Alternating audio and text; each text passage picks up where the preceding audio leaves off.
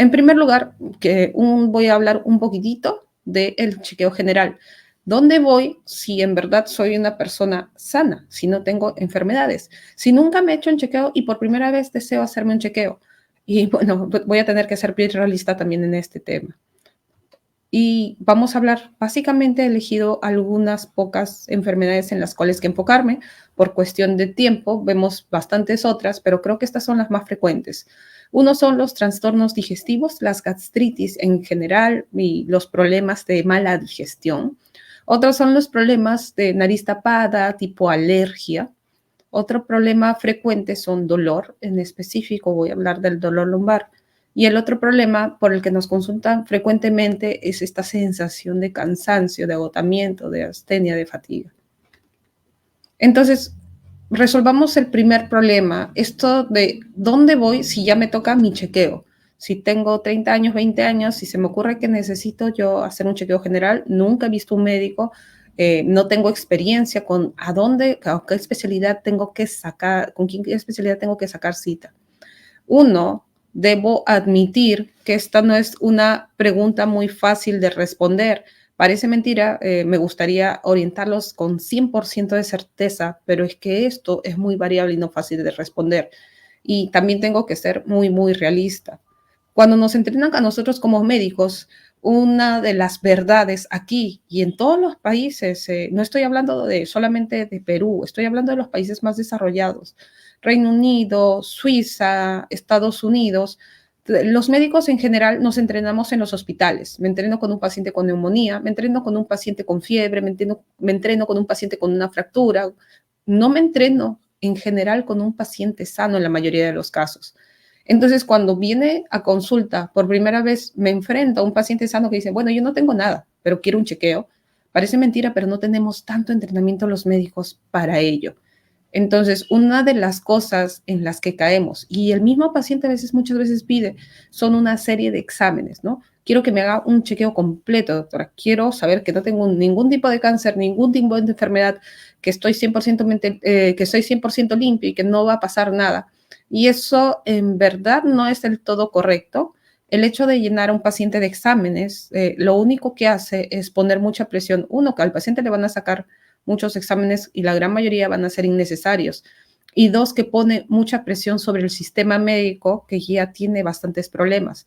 O sea, imagínense, si yo vengo por un problema de anemia grave y necesito estudios, pero delante mío del laboratorio hay 100 personas que están por un chequeo en donde este examen va a ser innecesario, complica mucho las cosas de las personas que realmente necesitan.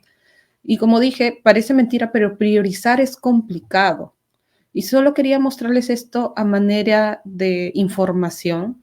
Existe una iniciativa a nivel mundial que se llama Choosing Wisely, que significa traducido, eligiendo sabiamente, en el que nos recomiendan tratar de evitar exámenes que son innecesarios para el paciente.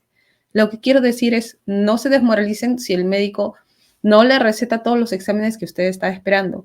De hecho, cada vez vamos más dirigidos a ser más precisos y no tomar exámenes que son innecesarios para el paciente. Para muestra solamente un datito.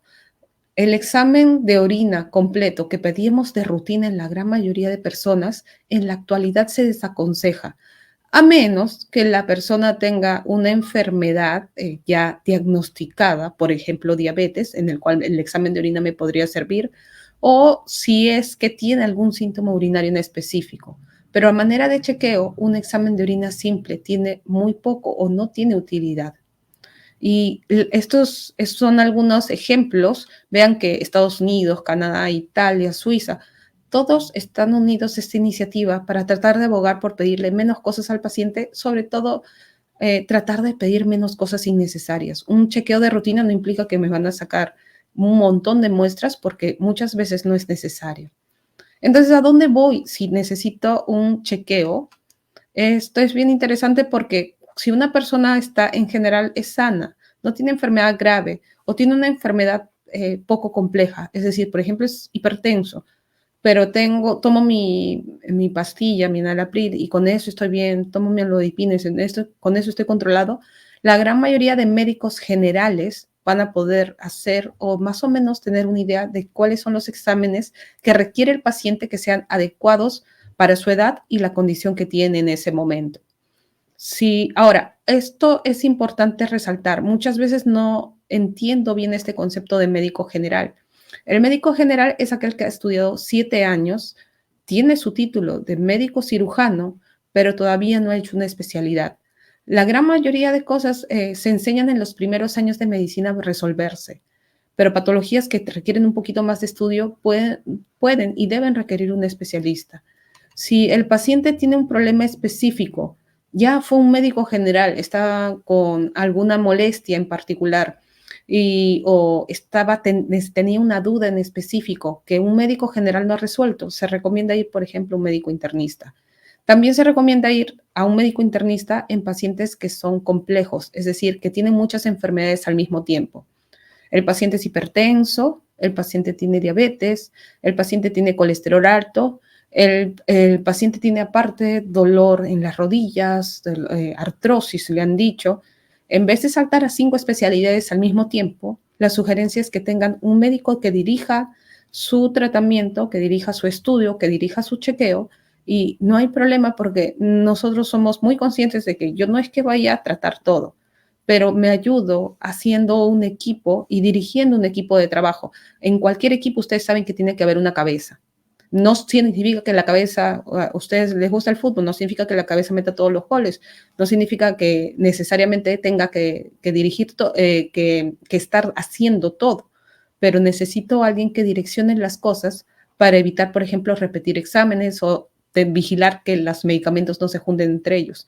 Esto puede hacerlo en internista, pero acá también tengo que hablar de los geriatras. A medida que pasa el tiempo, y esto ya deben haberlo escuchado en otras charlas de Medi, vamos perdiendo cierto grado de facultades, que es esperable hasta cierto punto, pero las enfermedades me empujan esta pérdida. Cuando ya empiezo a tener problemas más propios del adulto mayor, se está olvidando cosas, se cae repetidamente, no está ganando peso, ahí y tiene una edad de 60 o 65 a más, un primer acercamiento también tranquilamente puede ser con un geriatra. Es internista que sepa de adulto mayor o un geriatra es una buena alternativa para empezar o iniciar un chequeo. Yo sé que muchos pacientes se resisten a ir al geriatra de primera intención, no quieren sentirse, no significa que estar en esta edad requieran geriatra necesariamente o así se sienten, pero a manera de una observación general, es buena idea pasar por geriatría también para identificar los problemas que tienen y brindarles soluciones tempranas, no cuando haya algo que resolver, sino inicialmente incluso para prevenir una caída, para prevenir un problema más serio.